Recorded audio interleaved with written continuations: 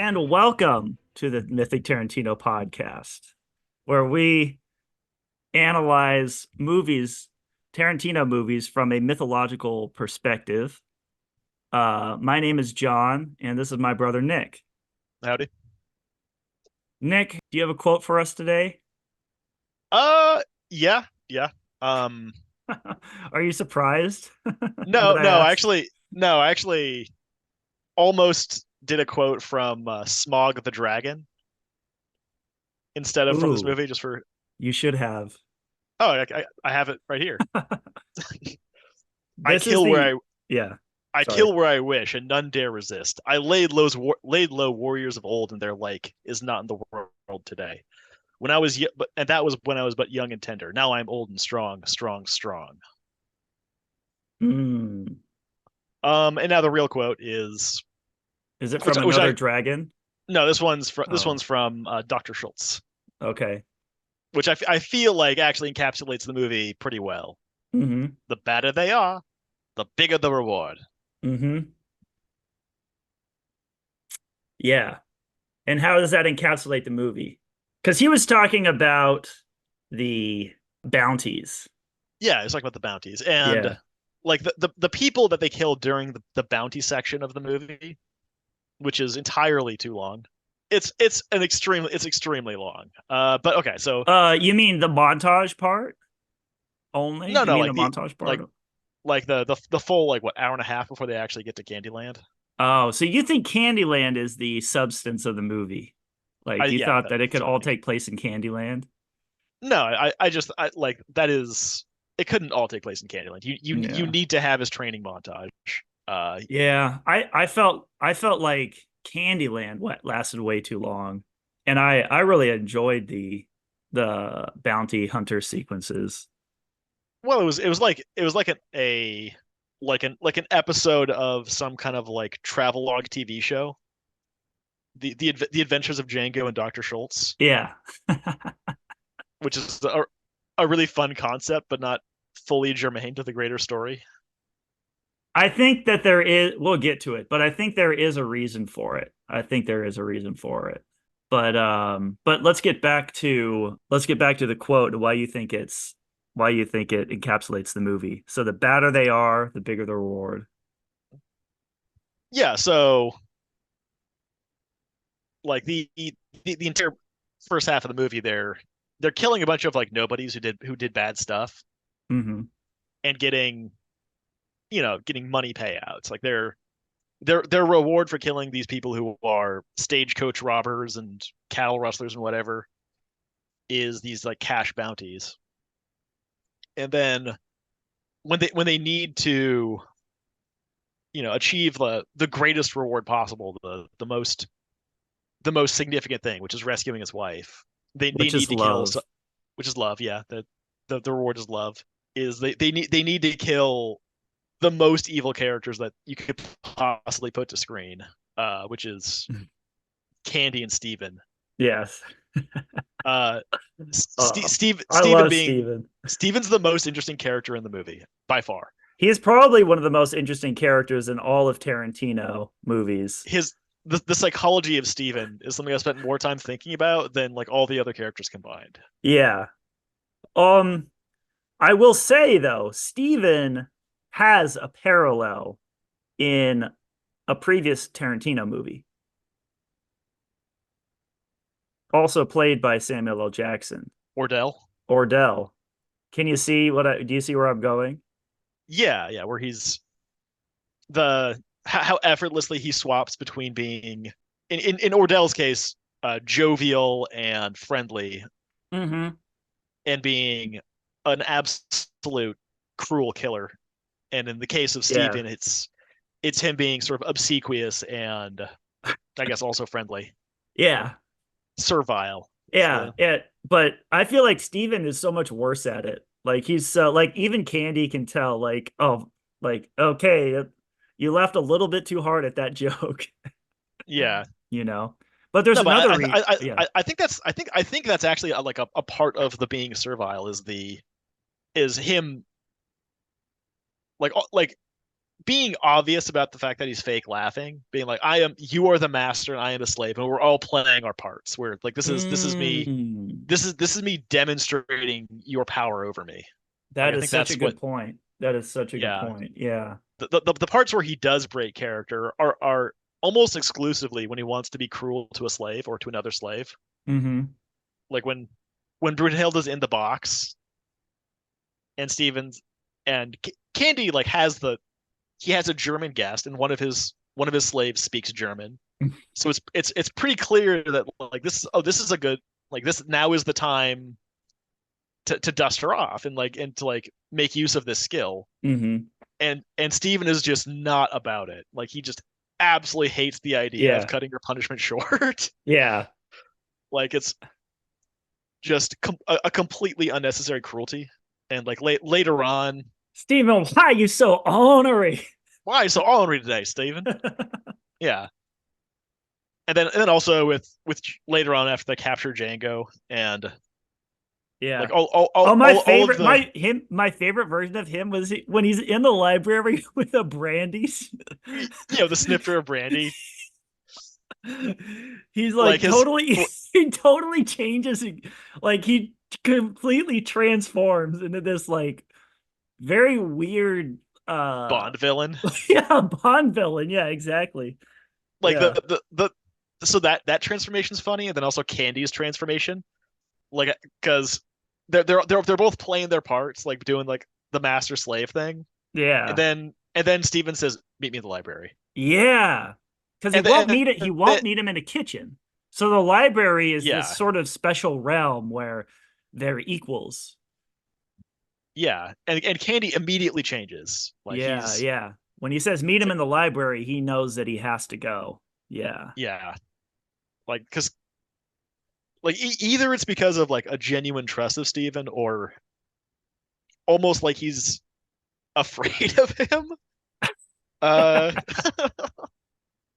he Yeah. certainly it certainly show like that certainly shows the respect that Candy has for Steven. Well, in that, okay. I wanted to get to this later, but Yeah, let's go okay, let's go. yeah. Well, But that's the that's one okay. that's the Keep going. very end. We always skip to the very end. But the character, you said that Steven was the one that you latched onto this time. Yeah. For me, it was actually Candy. Candy actually surprised me with a couple of things that I hadn't noticed before with who he is. He's a very interesting character, conflicted, I think, even like he's not just a cartoon like Hitler, but His yeah his obsession with the French while also knowing very little about the French yeah. Well, is that plays into it. That plays into it. But yeah. just to really quickly end with Stephen is he reminded me also of Ordell, not just his ability to like turn on a character, but also the fact that he is a black guy putting down other black people. He's putting them down to be king in this sort of underground system. And Ordell did the same thing.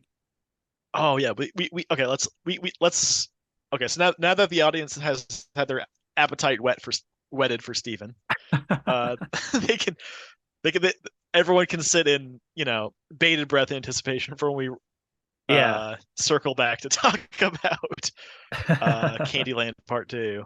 Yeah, yeah.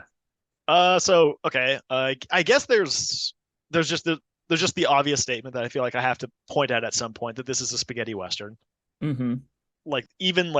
Even the font in the title sequence, Yeah. like it's all like 1970s spaghetti western themed. Everyone's wearing cowboy hats and in duster coats. Well, yeah, and it's yeah, it's set in the West. Yeah, but in like 1850. Yeah. So why is that all important? I don't know if it's important to the themes of the movie, but it's really important to the presentation and sort of like the tropes at play. What is the common theme of all westerns? What is the, what is What are westerns usually about? I, if okay, so it's a wide genre, but if I was to place a central theme of the Western genre, it's that the West itself is a wild place that hard men can make an impact on. Yeah, yeah.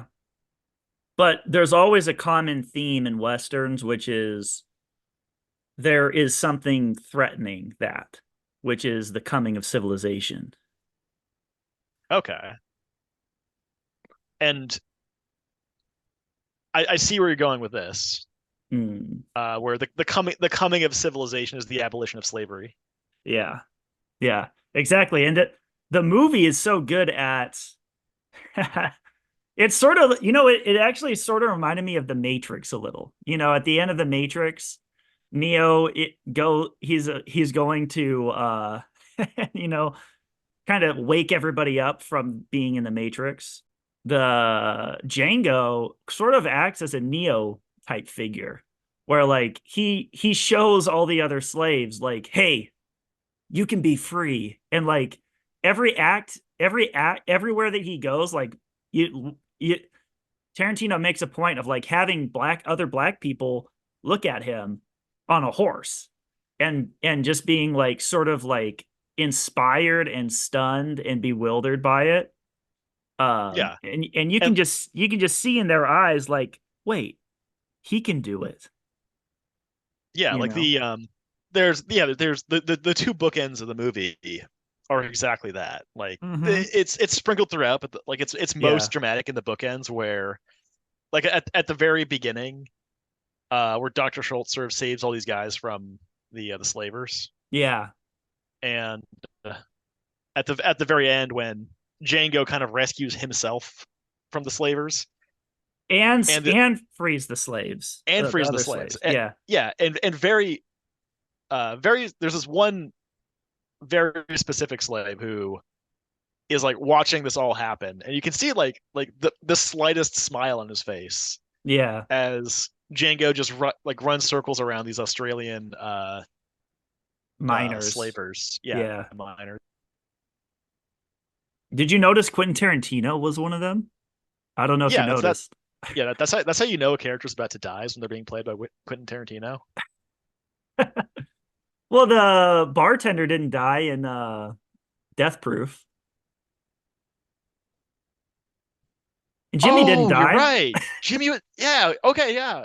Now that you mention it, Well, what other Tarantino character? Well, I guess, yeah, Mr. Brown dies. yeah, Mr. Brown dies. And in Planet Terror, his character dies pretty quick. Oh yeah, that's right. I think. I think I've only seen Planet Terror once. I've seen Death Proof like 10 times. Oh, I've seen Planet Terror like once, so I don't remember it that well. I remember he gives a speech about like, you know what this is? This is simplicity. yeah. The gun. Wait, where were we? Okay, yeah. So Django is like the Neo figure. And so one of the big questions I had that one of the things I think Tarantino set out to do in this movie is to not have it be a white savior movie. I think And okay. So I'll keep yeah. going. Well, So okay. my question to you is, do you think he succeeded? So I think the accusation is a relevant one. I think you could make that argument and not be like flatly wrong. Hmm. But I think there's a very like specific reason why Dr. Schultz has to be German. Not German specifically, but not American is the important part. Because he's not playing the part of a white person rescuing a black person. He's playing the part of someone who's not American, just observing the sheer horror of slavery and just Yeah. as an outside observer. I So think I think it's for another reason too. okay. Oh, the other that's an not just that he's not American, but he's specifically German. Yeah. Yeah, we'll get to there as I don't a think that's anything revolutionary, by the way, but I think I have a spin on it. So why does that save why does that save the white savior accusation to be levied? I think like his stance as a complete outsider is is important. He doesn't oppose slavery just because he's of his sheer goodness as a person. He opposes it because he grew up in a another culture where Where it's that's just not, yeah. where that like this practice is fully unacceptable. Yeah. And he's European too, and there is a sort of dynamic of the true European coming to Candyland, which has all this phony baloney European stuff all littered all Yeah, around it. Yeah, and true Europeans are kind of disgusted by slavery. yeah, Maybe even at that time. yeah. Well, like this is America is basically the last Western country to abolish slavery. That is an interesting point, and it is a much different dynamic than say like an American abolitionist or somebody who just found out that slavery was bad, which happens in movies a lot. It's like, Yeah, how did you just come to that realization? So let's get back then to why this isn't a white savior. He is Hans Landa. Uh, Dr. Schultz is still white, yeah, and he does save Django. and he does save Django, but he kind of Django also saves himself as well. They, I think that's the sort of you could tell. That's why I asked the question. You could tell Tarantino is very cognizant. Like, did you get that same feeling? Like, is very Yeah, yeah, cognizant of making the movie not a white savior movie because and Schultz is also not a he's not this like he's not this saint this saint doing things for the sake of being a great person. At least not at the very beginning. hmm Like it's not the blind side. hmm Uh, like yeah, Dr. Schultz saves Django because he needs someone to identify some bounty targets, and then yeah, he but keeps Django. that's quickly And then he gotten rid keeps of, and Django around because because he of feels his responsible for it. gunplay. Yeah. Oh yeah, That too, but that's what he like said. yeah, you know the oh you're a natural. This is Yeah, you're gonna go far in this business, something along those lines. Like yeah, yeah. Well, uh, he's useful to him. and he absolutely uses the fact that Django is a black slave to his advantage in that scene with the sheriff, where How this is his interesting. because he they're not really breaking any laws except maybe like trespassing, Oh, you're right. Yeah, but yeah. That's but why the guy went running out. yeah he went running to get the sheriff because he didn't want a black guy in his establishment. Yeah, yeah. You're right. He did use him. There's what are those three brothers named again? The Brittle brothers. Brittle brothers, yeah. So we get a very we get the movie in microcosm in the first like 30 minutes hmm where we see the Brittle brothers sadistic and then we see them getting their comeuppance in all in very short order. Yeah, I think the beginning of the movie, just from a storytelling point of view, is one of the best. One of like just wonderful. Like, Yeah, so this is like there's this thing where like oh it's just like something's just like it's a dumb action movie or it's like a popcorn movie. But I think this is kind of an example of where you have a not necessarily a dumb action movie, but a an action movie with very clear broad characters hmm that's made in an incredibly this is how you make a dumb action movie smartly. yeah, Like it's exactly. like all of the characters are very clear. Everyone's motivations are always apparent, Yeah, and and the and it's just very clever yeah, yeah, it's clever and it's very like to it get the they're get the very sheriff. get the sheriff, Yeah, don't remember, get the sheriff. And then the sheriff not the comes and he marshal. kills him. Yeah. Yeah, yeah, And yeah. then It's he just knows how everything operates, and he's just sort of like he's so used to it that he's sort of bored with it now by this time almost.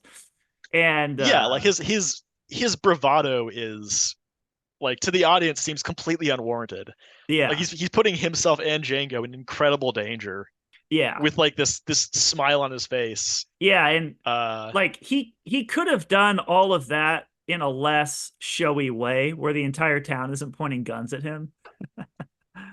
yeah, I think yeah, like he like because all it would take is like one person who likes the sheriff a lot to take the that's matter into their true. own hands and fire off. The way that I have it in here is that he's almost aware of the fact that he's in a movie and it's not his turn to die yet.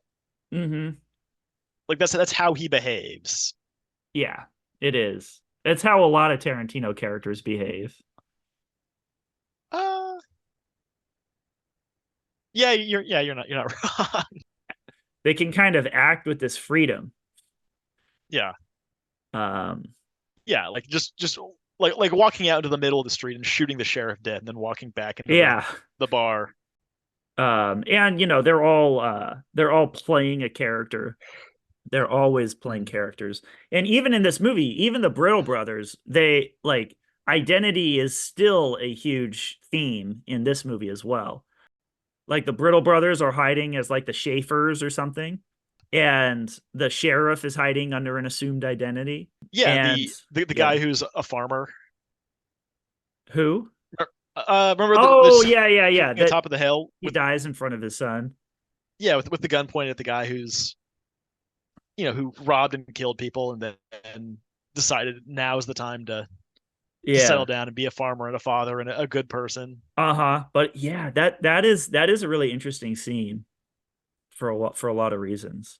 But yeah, just the assumed identities. It's interesting because it's sort of still a lot of this movie is sort of connected to Inglorious Bastards. All of the bad characters in this movie are hiders, like like Yeah. the last movie, like Inglorious Bastards. They're all hiding who they are, Mhm. to the point where the KKK scene, the KKK is the ultimate hiders.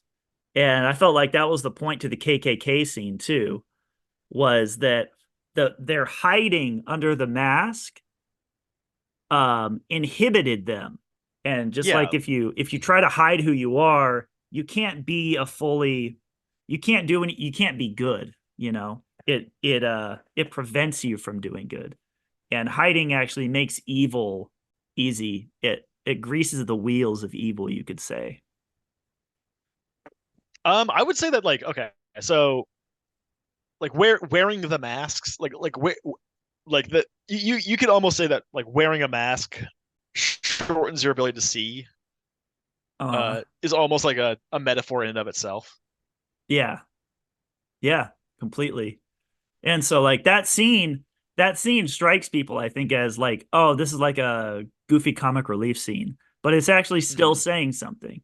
Yeah. Although I think that group was obviously meant to sort of evoke the idea of the KKK, but I think they were like founded after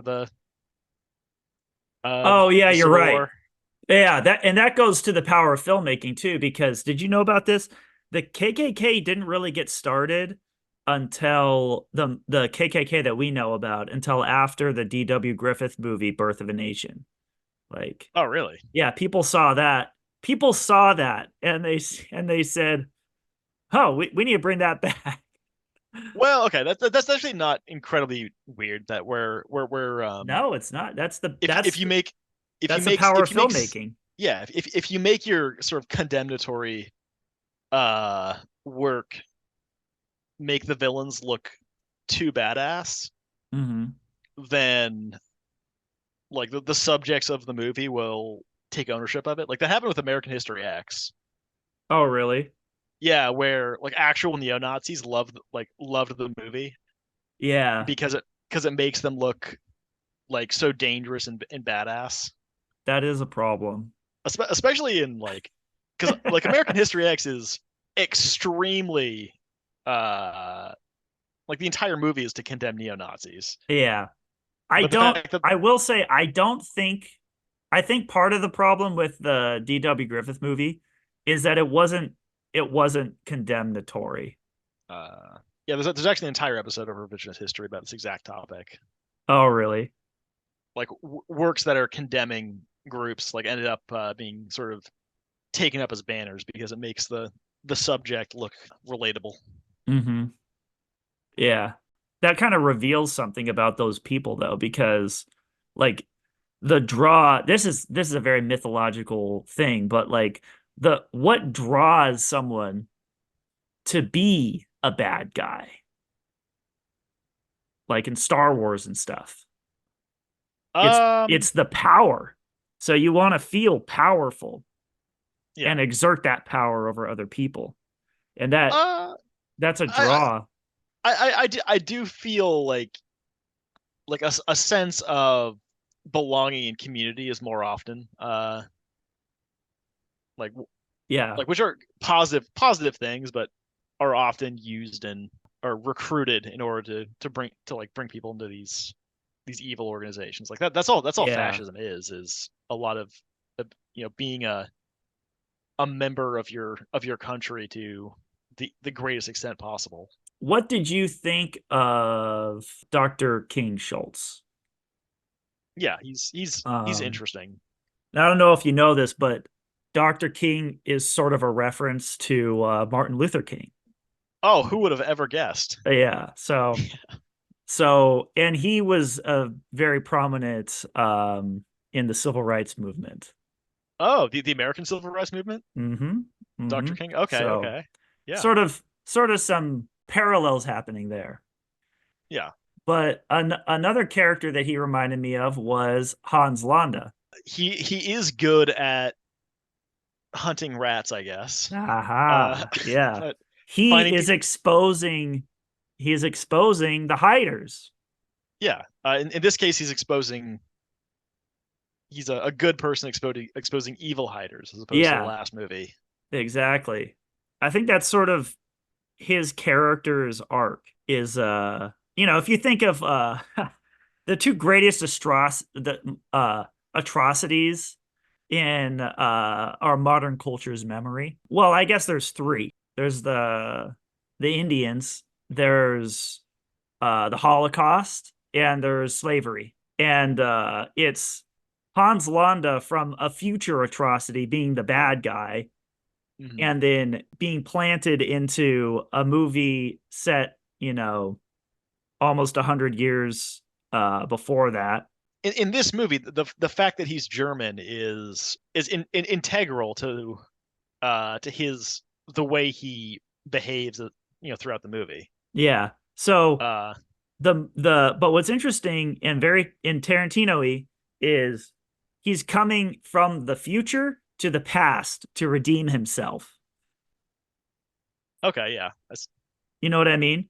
yeah, He's like time it's traveling, yeah, sort of. and even if it's not directly that, even if it's just the director himself, it really is almost like a kind of an apology to the German people, where it's like, hey, this isn't the Oh German yeah. people who are evil. This singular regime Hmm. is evil, and 100 years, or 150 years ago, 70 years ago, they would have been the enlightened ones They were. Yeah. coming to the racist America. Yeah. It's this whole idea of you always have to be on the lookout for evil. It can always kind of infect anybody, no matter how good, and it can come in any kind of a box too. So Stephen. yeah. Yeah, he's a not who you would expect Exactly. he's Yeah. not who what you would expect the primary villain of this movie to look like. Yeah. So yeah, I think that Dr. King's whole arc is redemption. I also think it's interesting too. He still does treat humans as money. Like they're humans are perfect exchange an exchange of money. Like there's a value put on people. The same as there are Oh, the same Yeah, as yeah, there are with bodies. slaves. Yeah. Yeah, bodies So it bodies for money, he yeah, says. to the Yeah. point where like at the end of the movie, Django doesn't barely even refers to the pile of people as people. He refers to them more as like there's $11,000 sitting Oh, out. Do you remember that where he talks yeah. about his whole plan to convince the Australians to go back is Yeah, there's where like a he doesn't. pile of money. I mean, dead people that represent money sitting there. Yeah, no, no, Yeah. they're alive people, like in his story. Are they? Yeah, yeah, they're like Oh, I forget. yeah, he says like, oh, they're posing as slavers, and they found me out, and they sold me off, Oh, okay. Okay. and Yeah. all we have to do is go there and kill them, and the $11,000 is yours. Yeah. Regardless, though, Yeah. I thought it was pretty clever that he made that connection of uh people that like that people equals money. Like Mhm. so um yeah, with Dr. King. Yeah, and there is that kind of like dichotomy there where uh like the slave trade is like trading innocent people for money, Uh-huh. Yeah. and Dr. Schultz is uh sort of not trading like people for their value, but like people like who are, who have sinned almost, and like the Mm-hmm. money the money doesn't represent their value to society. The money Mm. represents their sins against society. Mm-hmm. Okay, so so there's let's just try to follow the plot a little bit now. So Yeah, there's the scene where Dr. King saves Django. yeah. There's the scene where he describes what a bounty hunter is while demonstrating. That's why it's so clever. While Mhm. demonstrating a bounty happening. Yeah, yeah, where he shoots the sheriff but does not shoot the marshal. Yeah, Uh, yeah, effortlessly. And then they go to the plantation where the Brittle brothers are. yeah. And then one of the Brill brothers in a flashback kind of like says something that almost ended up being my quote for the day, which was "You've got sand, Django. Oh I got yeah. no I got no use for a slave with sand." Yeah, that wasn't the Brittle brothers. That was the like the king of the Brittle of the plant. That was like the Brittle brothers' father, I think, because he was so old. Yeah, but I think that's another thing of like Django's wearing his like his he is a hero. Like that is deep down, that's who he is. Yeah.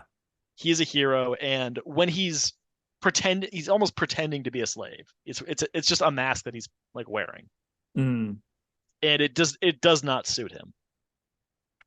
Well, that goes to the very interesting idea of the exceptional fella. Oh yeah, when Candy is saying like that one fella in a million, he's not talking in the abstract. Like to the characters in the movie, and to the to the uh he is talking in the abstract, but to us the audience and to himself, he's very clearly talking about Steven. Like like Really? Steven is the one who is like he's No, saying like, oh, he's clearly talking about Django though when he's maybe, but he's like he has to in his mind be thinking about Steven, because Steven is like the one black person on the plantation who kind of speaks on his level. speaks on his level and doesn't follow the rules, like Yeah. of how this is supposed to go. Do you think Steven I scares Candy? No, I think Candy is I think you're right that Candy is genuinely interested in like black exceptionalism. Yeah. It's like there's too much evidence of that. He treats Stephen What? like an equal. He has his one in a million fella speech, and he's obsessed with like this Mandingo fighting thing Hmm. of like he seems to have this like real interest in black exceptionalism. What is black exceptionalism? I think it's like it does remind me a little bit of Get Out, but yeah, so like where where Candy like views has a very typical pre-Civil War white person view of black people, which is like, oh, they're all lesser in some way. And then he seems like to be really interested in drawing out sort of exceptional black people, like Like, yeah, you the know fighters. with the fighters, his relationship with Steven, his Django caught onto this immediately, where Django was being incredibly imperious, and Schultz is like, "What the fuck are you doing? This is Yeah. you're gonna upset him." And he's like, "No, no, I'm intriguing him." Mm-hmm. Yeah, and well, okay, so when Candy gave the old Ben speech, Yeah. do Okay. you think he believes what he's saying, or he has to believe it, or else the entire plantation would crumble?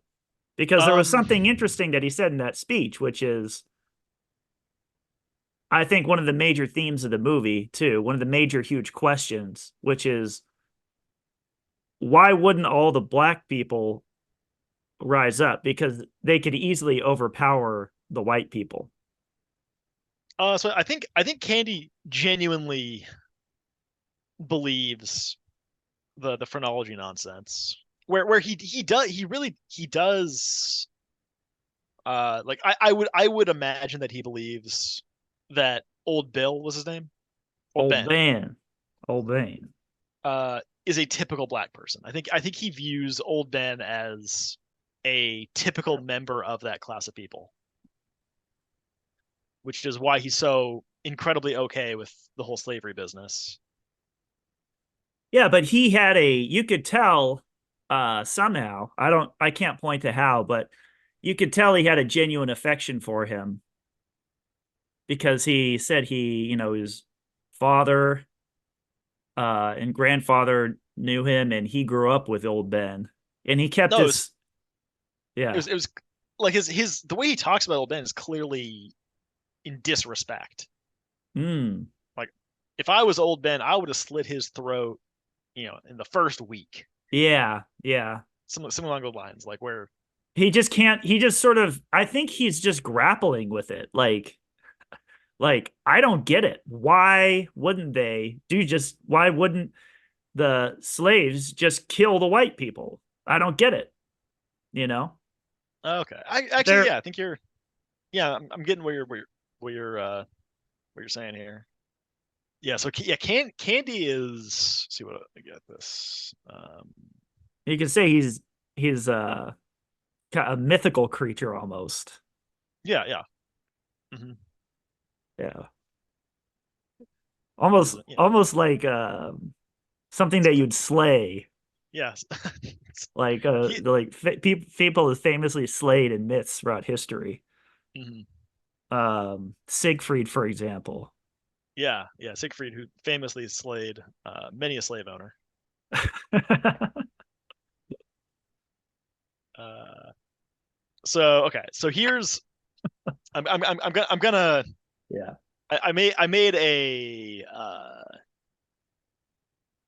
let's see, an unforgivable dereliction of duty, which is that I neglected to look up the Siegfried story and read up Yeah. on it. I did. I did, but it didn't. Okay, so there's two versions of the story. There's a Norse one and a German one. Mhm.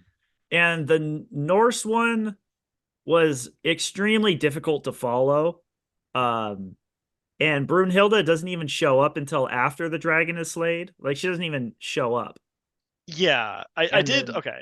Like and then what? the German one is most famous from the composer Wagner's story. Yeah.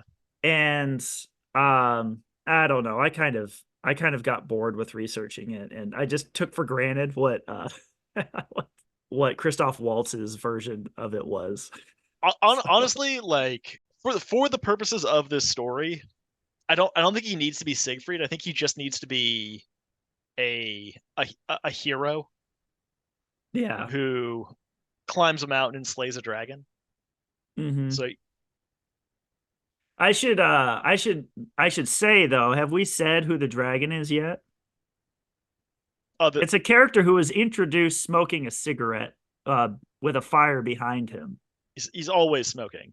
Always smoking. Yeah, he likes to hoard things. He likes to He does, hoard things. he does People, money, uh yeah. yeah, He plantation. he doesn't want to give up anything. No. And like it's almost Unless like yeah, unless it's it, more money is offered for it. yeah, it's almost uh like Dr. Schultz has been reading the script again Yeah. because he's because he comes out and says like, okay, so Candy's not gonna let us just buy Brunhilde. Hmm. Like we're like that. He's not gonna give her up for any kind of a fair price. Without some kind of stratagem, without some kind of like trick. Yeah. He Yeah. wants Oh he yeah, wants that's very Smog like too. Is like Smog had to be tricked, right? yeah. You know, if you want if you want something from the dragon, it's gonna make him want to keep it even harder. Mm. Yeah, it becomes more valuable. She would become way more valuable to him. Yeah, because okay, so the first time I saw this movie in theaters, I was extremely upset at Why? Dr. Schultz's plan. Why? I viewed it as a plot hole because like Why? why wouldn't Dr. Schultz just go to the house and be like, Oh hey, yeah. Yeah. I'm German. I heard you had a German slave. Came so I came here to buy her, and I'll pay more than she's worth because that's just something that I find very valuable. Hmm. And like in any version of reality, that would be enough. And so like the first time I saw the movie, back in theaters, I was like, oh, this is so dumb. Why is any of this happening?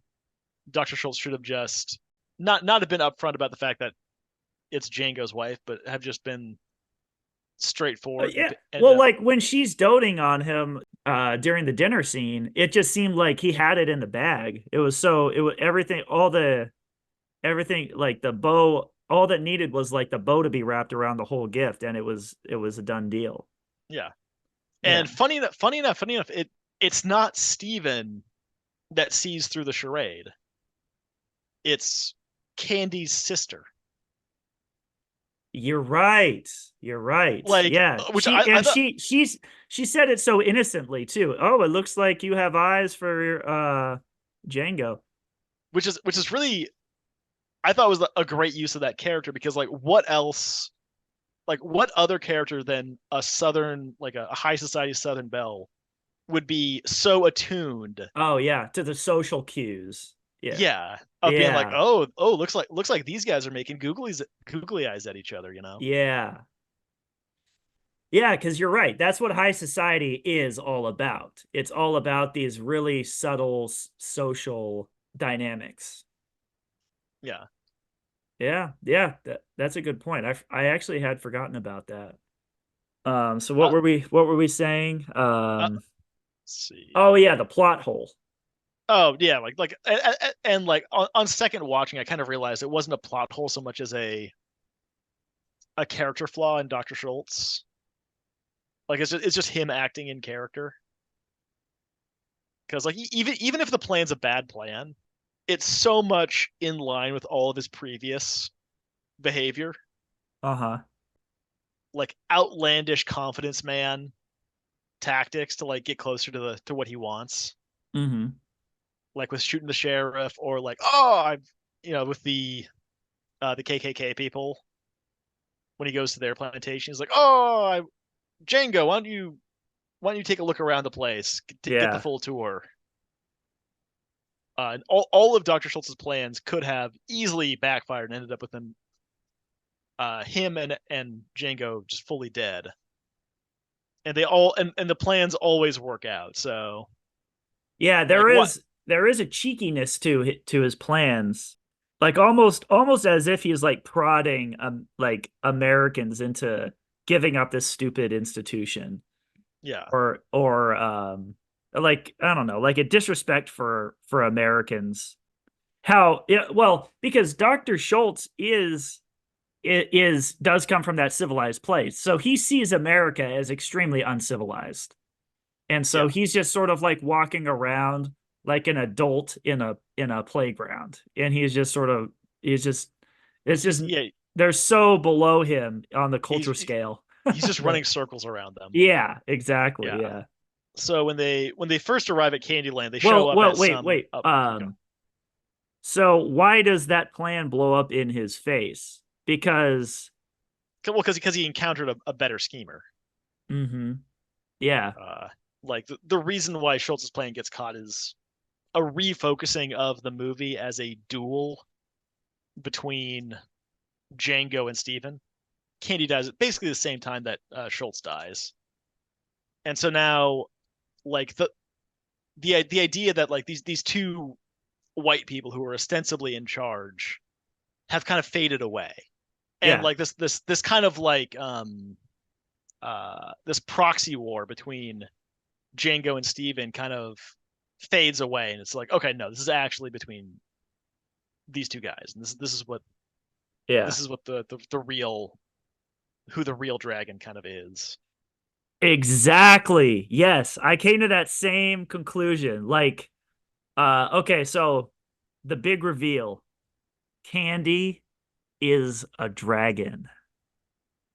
Yeah, Okay, Candy is a dragon, but he's the white dragon, and he's the dragon that this whole time, he's uh, he's he's Schultz's dragon. yeah, he's Schultz's dragon, not Django's dragon. The real Because dragon emerges later, and it's Steven is the dragon, the black dragon. yeah, Yeah, so there's actually two dragons in this movie. mm-hmm. And Uh, two Siegfrieds. and two Siegfrieds, yeah. Schultz made himself into the myth. Like he was a man that made himself into a myth. So he redeemed himself from being Hans Landa.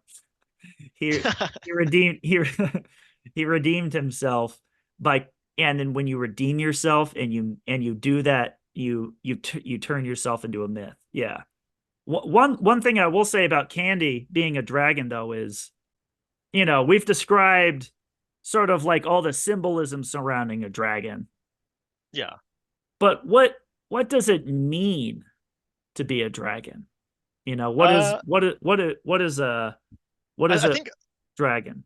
I think like mythologically, dragons are more than anything else creatures that like to accumulate wealth and hold on to it, not spend Yeah. it. Yeah. That's Well, like the it's wealth that's the like gold is useless to them. yeah, but they just want it because they know it's valuable and they want to sit on as much of it as possible. Yeah. And I think that's that's very Candy like. That's very much like him. Well, I think that gold, and this is a very Django sort of connection to make, but princesses are kind of like gold in a way because they're something that's valuable to people. Yeah. And value to a dragon, it doesn't matter. As long as Mhm. it's valuable to other people, they want it. Yeah, And yeah, and also like there's like a bunch of different kinds of dragons, but if we're looking at like the Smog archetype of dragon of yeah. something that's like a creature that's ancient and intelligent and Hmm. cultured, but at the end of the day is still a beast. Exactly. That's what I had come to as well. Is like they're this they're this sort of disgusting sort of beast of the darkness that sort of been pushed by civilization into a cave in a mountain far away so that that they're ignored. Hmm. But they kind of their way of rising above being this horrible, terrible beast is to steal civilization from us and steal culture and sit on top of it and sort of so they're sitting on this throne of gold Yeah, and yeah. Well, this that's this actually this gross like beast convinces itself through that they are cultured Yeah, and Um, Candy is sitting on a throne of culture that he doesn't understand at all. exactly. Don't actually speak French to them. He doesn't know it. It'll only embarrass him. Like, Yeah, yeah, because he's not. He is this sort of this beast, and like that. All he really knows is this horrible form of wrestling, that like wrestling to the death. Like that's all he really seems to know about. yeah, yeah. Uh, Well, that and like the running of a plantation, which is like no which is less evil. yeah. I will say okay, just doing some mopping up. There were two scenes we kind of lightly touched. So there was a scene um at the Brittle Brothers plantation, and then there was a scene of during the montage of killing the boy, or killing the father, um that we sort of touched on, but I think let's just finish our thoughts on that. Okay. Um there there was just one thing I there was just one thing that I wanted to bring up about the Brittle Brothers plantation scene. Is I forget who the plantation owner was, the Colonel Sanders looking guy, I guess. It was very interesting. Two things, two the very interesting, clever distinctions. So there was he hated everything about the two of them until they brought up the money. Money. Yeah, Yeah. I have that exact note. So Like money, yeah, his like the exact words I have written down is his racism is instantly overtaken by his greed. yeah. The only thing that can defeat slavery is capitalism. Yeah. It's like, Like, oh, you're good at basketball? yeah. Well, that's Shane Gillis. It's like white people were the coolest until until Willie Mays hit his first home run. Like everywhere in the movie, racism, like racism is like you said, like money matters more to Americans than being racist. Yeah, like if yeah, that does seem to be a pretty clear thing, like thing they're trying to get across. One thing about like in terms of like the whole culture thing Mm-hmm. is everything that Candy stands for is very high society, high culture. Meanwhile, the the kind of culture that like Django and Schultz are representing, like Schultz is does seem well read and does seem to understand like European high society, but that's not what he references. He references folk tales. Yeah. Like I don't know exactly like what you can take of that, but it does seem interesting that the like he doesn't reference like Dumas or Oh yeah. Aristotle or any of that. He wants to talk. What he wants to talk about is what Tolkien would call fairy stories. Is what Schultz wants to talk about. Yeah. Yeah. And, this is the Mythic Tarantino podcast, and I kind of think that that's the whole point. Is the fairy stories? Yeah. Yeah, Like those are the stories that are actually meaningful. It's like these Oscar movies that Tarantino movies always lose to. yeah. The King's Speech. The King's What Speech is, which is going to be the scapegoat, I think, of the Tarantino podcast. I think like I already we already referenced The Blind Side. Yeah, Uh, exactly. It's those types of movies that Tarantino movies are completely bristling against. yeah. The movies that seem important, but really have nothing to say Mhm. except promoting their own importance. And that's kind of what the kind of civilized that Candy is. Mhm. Yeah, yeah, exactly. Like it's yeah, you're entirely right. Candy doesn't care about French high society because of a genuine interest. Because if he had a genuine interest, he would know about it. He Yeah. would He would know he would that Alexander Dumas is black. yeah, like he's just he wants to be viewed as culture, and so he's buying the things that cultured people own. Like he Yeah. has an important location in the movie is the library, Yeah. and it's And he's it's probably not read almost one of those books. Yeah. yeah, it's almost certain he hasn't read any of those books. Yeah. Good point. It's yeah. The library looks very sterile, like Yeah, maybe decorative. maybe Stephen reads the books. Who knows? Yeah. Okay, the other thing that was kind of interesting to me about that Colonel Sanders guy KK Colonel is Sanders. what? KKK Colonel Yeah, Sanders. Yeah. Colonel Sanders with the K is he said there was that really interesting sort of like how to treat Django. It's like now Django, don't treat him like any other white or don't treat him like any other slaves. He's not a slave. So you said I should treat him like a white folk? I didn't say that.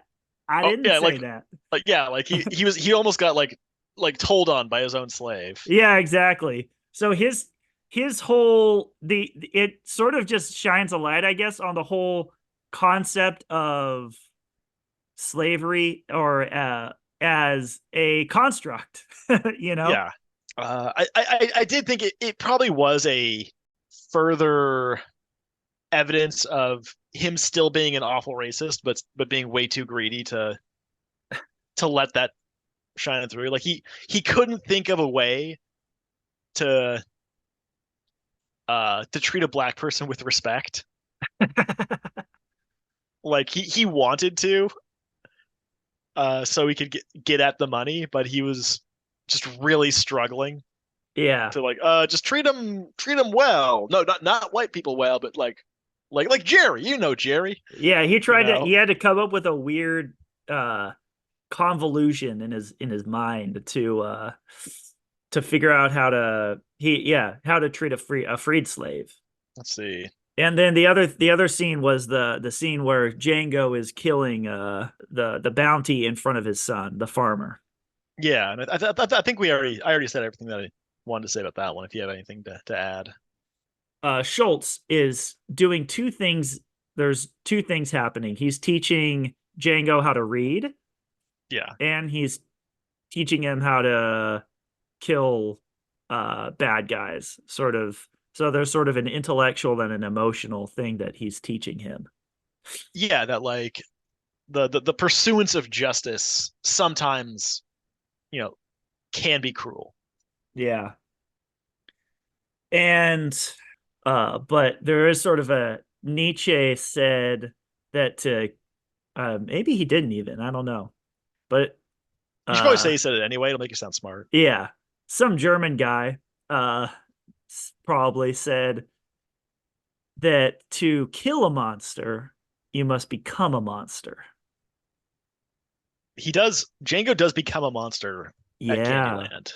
he does. Uh, He does. That's sort of what Schultz had ultimate lesson was to kill a monster you have to become a monster. You have to become a worse monster than them, you know. So the worst thing possible in Django's head is a black slaver. yeah, and he And he plays the so part as evil yeah, as he possibly can. yeah, exactly.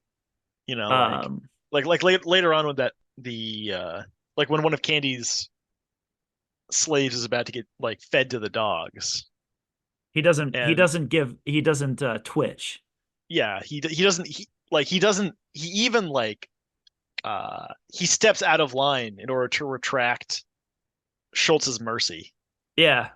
It's like, no, Your Dr. friend's looking a Schultz, little green around the gills there. no, Dr. Schultz, we're not going to spend $500 on no Piccadilly slave. Yeah. Pickaninny. Pickaninny. Piccadilly. And that sort of goes to the idea of putting on a character too, like all the way back to Pulp Fiction. Mm, Like those guys, remember you were saying those guys had to put on a character to yeah. do the kind of horrible, violent things that they had to do for their job.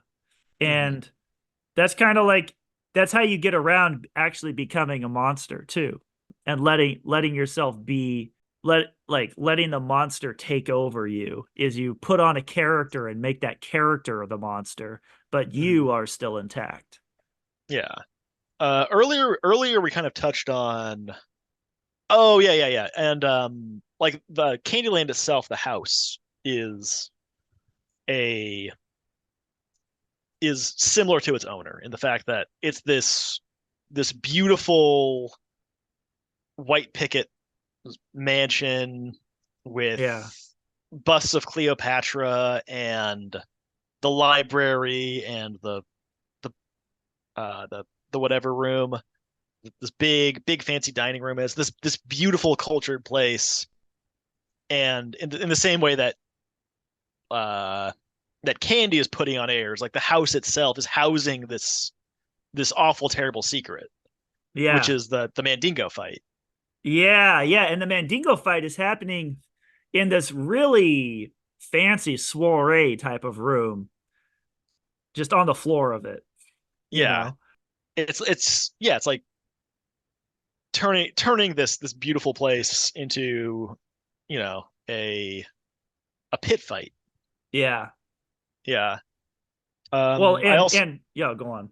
Oh yeah, well I'm gonna like move on from the topic if Oh, you have something okay. to say. Well, I saw it that way too. I saw the house because they do make a big deal about the house because Django for some reason had to blow up the house itself. Not just kill everybody in it, but blow up the entire house. Yeah. So, Yeah, so like, the it's house is meaningful. The house was a symbol of some kind. mhm. Yeah, Uh, well like the plantation itself is a symbol of slavery, like yeah. just in a general sense. Well, So yeah, it's that's this beautiful thing. It's this beautiful thing, but it's propped up by all these slaves. yeah, It it's wouldn't yeah. exist without the slaves. Yeah, this life of leisure sort of sustained by bondage. Yeah, and one more point on symbolism too is there's multiple times where white flour or something had blood spilled on it.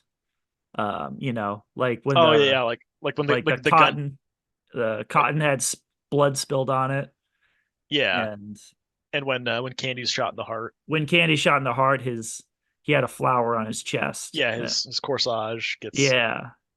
starts bleeding. So Um, yeah, yeah. I did draw a. This is probably like a single line thing, but I did draw a connection between. So because we already talked about sort of Mandingos and slaves in general being like money for bodies. yeah, The concept of like comfort women hmm is along that same line yeah, yeah. of Prostitution is the same thing. people being used for their bodies. hmm Well, people, it's all about valuing people, giving a number value to people, Yeah.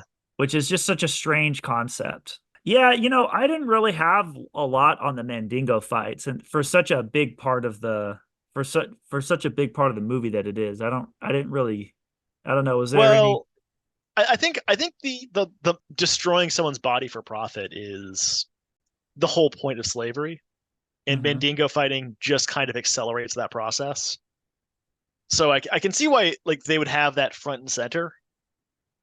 Even though it's not like there's not a lot of words to be said about it, but it is valuable and important to have on screen. Hmm. So I think I I personally don't think any more needs to be addressed about it. But if you have, Like we see the Mandingo fight, and yeah, it's this horribly cruel sport. yeah, And then during the dinner, there's like this marble statue of people wrestling behind Candy. And yeah, it's that same thing of just like sort of that's how he views the Mandingo fights as this sort of honorable this like this almost Olympic display of yeah, athleticism and sportsmanship yeah. when it's really just a pit fight. Yeah, Yeah, exactly. And so that's just a disconnect of him. Yeah, and so, another interesting thing is, I think Mississippi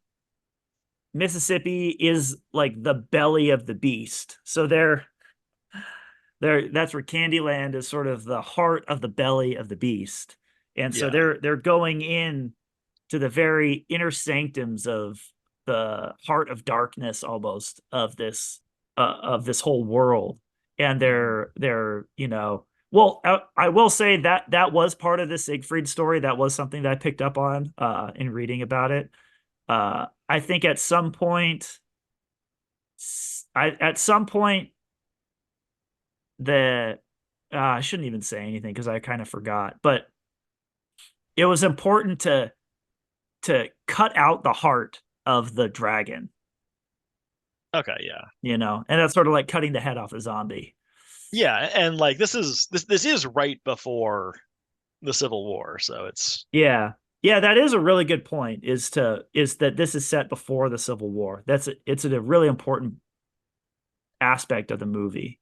yeah, And where it might almost be sort of a similar type of alternate history as Inglorious Bastards, where I could see this movie going on, and the instead of Abraham Lincoln freeing the slaves, it's Django, it's Django. which would actually make a really cool movie. Yeah, like Just him like going around free, a like plantation to yeah, plantation, gathering this giant army of ex-slaves. It's kind of Spartacusy, I guess. yeah. Well, it's more than a little Spartacusy. It's No, it's um just Django is sort of a Spartacus type name. oh yeah, I yeah. I am Django. Hmm. Anyway, go on. On the topic of like slavery itself, I think you said earlier that Stephen can only exist with slavery, Yes. and I think that's actually really apt. Like he that's the reason why he's so much crueler than any of the white people is because like in the absence of slavery, these people are all still high society, wealthy Southern people. Yeah. But in the absence of slavery, like Stephen can't exist. Like he can Yeah. only like, and that's why he, in my opinion, it's why he's so incredibly awful to all the other slaves because he needs to create as much distance as possible between himself and the rest of the slaves. Like Yeah. if someone else is allowed to be comfortable and enjoy life or disobey the master, then that weakens his position. It makes that person, that other black person, closer to him, Well, which yeah, and he and it makes him not special also. To Candy, Steven is an exceptional fella. yeah. And if there are and that's why he hates Django because What's also Django because proves Django's that Steven isn't special, you know. yeah He's that definitely not one in a million. yeah that oh you could that any one of these slaves could be Yeah. made into a Stephen if they were just allowed to Yeah. flourish. Yeah. Well, and Um, the other thing that's interesting about Steven that I didn't notice this time is, okay, do you remember what happens right when he dies? he's crippled. No, before that. He Oh, oh he no, tosses his cane. yeah, or So I didn't know actually. I didn't see that before, but he had been faking a he had been faking being disabled the whole mhm, time. Is yeah. this something that everyone knows? Uh, well, it's pretty clear. Like he does. The Oh, movie okay. does spend like a full 15 seconds of him like throwing the cane away and standing up. Yeah. Like it's I didn't see that before for some reason. yeah, I think I was just waiting for him to die. yeah, That's because that is all of that was a fait accompli. yeah. Claudius, your stutter has disappeared. But But yeah, so I think that's important too. That goes along with the KKK hoods. so Is okay, is so the cane is just another KKK hood, you know. where he's so intentionally hobbling himself. so like there's like the moments directly preceding Stephen's death are thick with symbolism, Mm. where Stephen tries to leave with the rest of the slaves, Yeah. and That was Django funny. says, "Not you. You're right where you belong. You're gonna Mm. be in this house when it blows up." Mm. So his role is one is his role is going to die with slavery, and Yes. and the explosion of the house represents the death of slavery. It does. So It does. so Yeah.